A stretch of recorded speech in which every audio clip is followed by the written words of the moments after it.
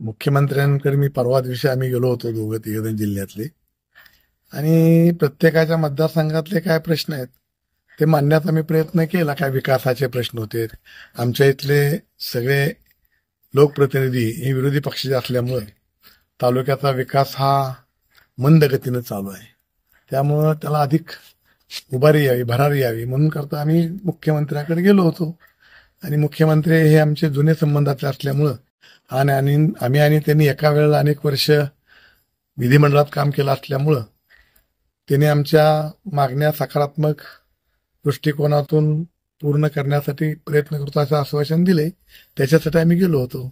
पण दुसरीकडे चर्चा अशा आहेत की आपण आता भाजपमध्ये प्रवेश करणार आहात. पालकमंत्र्यांनी यामध्ये शिष्टाई केली आहे किंवा जिल्ह्यातल्या नेत्यांनी शिष्टाई केलेली आहे, विशेषतः सचिन कल्याणशेट्टी असतील, देवेंद्र खोटे असतील. काय प्रत्येकानं आपला पक्ष वाढवायचा असतोच, त्यामुळे नक्कीच ते प्रयत्नशील आहेत.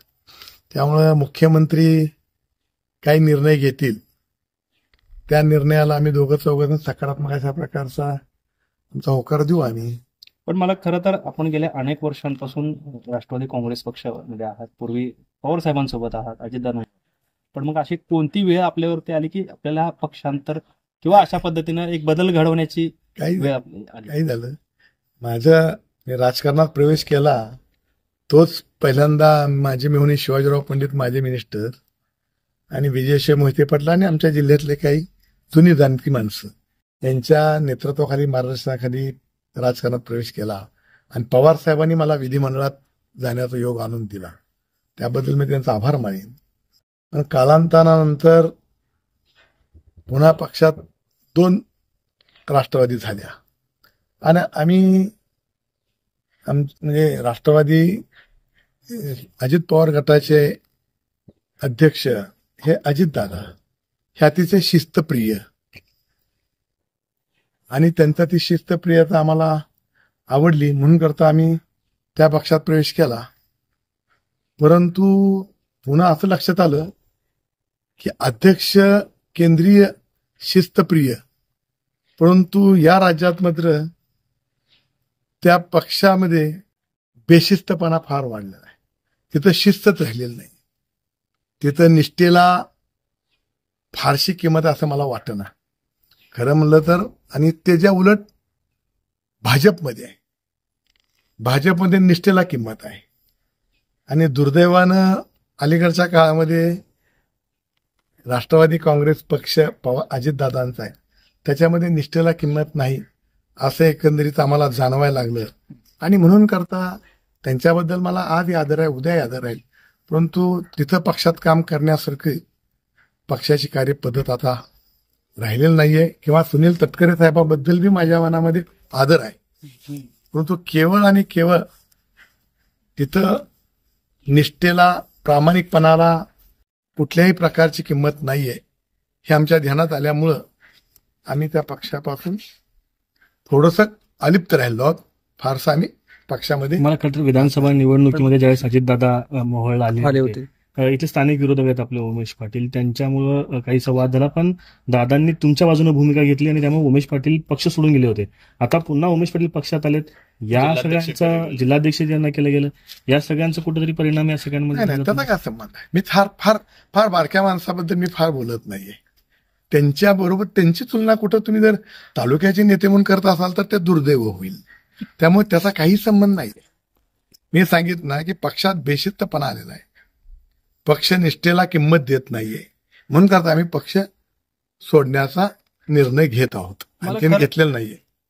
मला खरं तर पक्षांच्या विरोधात काम केल्यानंतर जिल्हाध्यक्ष पदाची बढती मिळते, हा एक नवीन ट्रेंड पक्षामध्ये पाहायला मिळतोय आणि तो कुठेतरी घातक आहे. तो भाजपमध्ये नाहीये, म्हणून आम्ही भाजप पक्ष चांगला म्हणतो.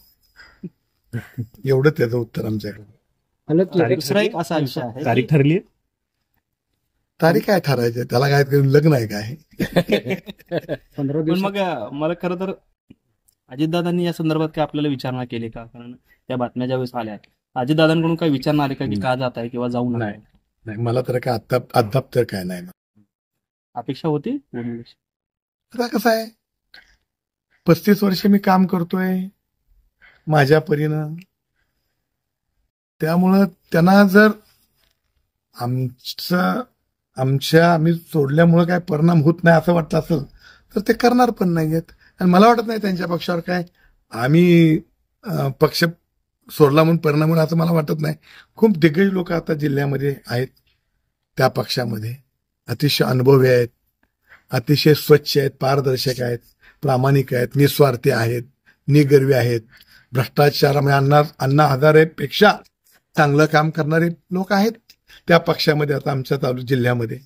त्यामुळे पक्ष त्यांचा मोठा वाढेल आणि त्यांना आमच्या शुभेच्छा राहतील. मला खरं तर 2 दिवसांपूर्वीच आपण आहे की माझ्या विरोधात तुम्ही लढून दाखवा, जर मी पराभूत झालो तर राजकारण सोडेल. कसं पाहता? आम्हाला काय राजकारण सोडायचं नाहीये आणि आम्ही असं कुणाशीही स्पर्धा करत नाहीये. पुढचा पैलवानचा तसाच पाहिजे आहे. मी जिल्हा तालीम संघाचा उपाध्यक्ष होतो, त्यामुळे कुस्ती कुणाशी करावी, तो पैलवान कसा असावा हे जर ज्ञात मला आहे, बाकीच्या नायकांना मला माहित नाहीये. त्यामुळं अशा लोकांबद्दल बोलणं म्हणजे ही आमची उंची कमी होईल. मला त्यांनी असा देखील आरोप केलेला आहे की मी ज्यावेळेस कृषी मंत्र्यांसोबत या तालुक्यात गावामध्ये आलो नगरमध्ये, तर माझ्यावर हल्ला करण्याचा प्रयत्न झाला. मात्र त्यांना सुद्धा मोहोळला यायचं आहे, त्यांना सुद्धा पुण्या मुंबईला यायचं आहे, हे त्यांनी लक्षात ठेवावं. कोण कुणाला कमी नसते अशा पद्धतीचे एक बोलणं केलं. त्यांना ते खूप लहान व्यक्ती आहे आणि माझं खरं आडनाव गुंड आहे हे फक्त त्यांनी लक्षात घ्यावं. बाकी कशात त्यांच्याबद्दल काय आव्हान बिव्हान आम्ही देणं इतपत मोठं नाहीये. त्यामुळे त्यांनाच काय आव्हान द्यायचं आहे ते देऊ द्या, त्यांना काय करायचं आहे ते करू द्या. फक्त मी एकटा मुंबई, पुणे, महाराष्ट्र, हिंदुस्थान कुठे मी एकटा कधीही आपण सांगल त्यावेळेला मी तिथं येतो. मी येईन किंवा माझा धाकटा नातूसा येईल, माझा एकटा नातूसा जाईल, मी तर जायची गरज नाहीये. माझा छोटा नातू आहे 5वी 6वीला, तो सुद्धा एकटा जाईल. कुठेही मोहळ तर ते असून ते आपलंच गाव आहे, नरखेड आपलंच गाव आहे, कुठेही जाऊ आपण. जात नाही ते देखील सोबत होते या सगळ्या बैठकीमध्ये, त्यांचा काही निर्णय झालाय तेही आपल्यासोबत या भूमिकेशी सहमत आमच्या बरोबर होते. म्हणजे म्हणून ते ते ते आमदार आहेत, ते निष्ठावंत आहेत, ते प्रामाणिक आहेत. म्हणून करता जे प्रामाणिक आहे त्यांच्यावर ते जाणारच आहेत. त्यामुळे ते सुद्धा आमच्या विचाराचे सहमत आहेत असं मला वाटतं. काय त्यामुळे ते आमच्यावर होते. साहेब, काय जागा वाटपाचा काय फॉर्म्युला वगैरे काय ठरलाय का? अहो, आम्ही सत्तेसाठी कधीच जात नाही. आम्ही कुठल्याही पक्षात आज मी चॅनलवरनं मी सांगेन की मी मोठ्या साहेबांना किंवा अजितदादांना सुद्धा मी कधी पदं मागितलेलं नाही. माझे आमदार आम्ही तालुक्याच्या विकासाच्या कामासाठी जरूर त्यांना हट्ट धरला, पण मला कुठलं पद द्यावं, माझ्या मुलांना कुठलं पद द्यावं म्हणून मी जिल्ह्याच्या नेत्यापासून ते राज्याच्या नेत्यापर्यंत कधीही कुणाला मी मागितलेलं नाही आहे. आणि ती आमची विचारधारा नाही आहे. आम्ही सत्तेसाठी या तालुक्यात काम करत नाही, तर आमच्या बापदादाचा वारसा आहे, तो वारसा जतन करून जी संघटना आमच्या वडिलांनी तयार केली आहे त्या संघटनेच्या माध्यमातून त्या तालुक्यातील लोकांचा विकास करण्याचा प्रयत्न आम्ही करतो. मोहोळचे जे आमदार आहेत राजू खरे, ते देखील जे आहेत ते सत्ताधाऱ्यांच्या जवळ असतानाचं चित्र दिसतंय. कारण सत्ताधाऱ्यांच्या जवळ असतानाचं चित्र दिसतंय. ते म्हणतात की मी हाडाचा शिवसैनिक आहे आणि एकीकडे एकनाथ शिंदेना समर्थन करताय. आता तुम्ही पण जे आहे ते भाजपात जाताय. या सर्व गोष्टीचा कसा परिणाम होतोय?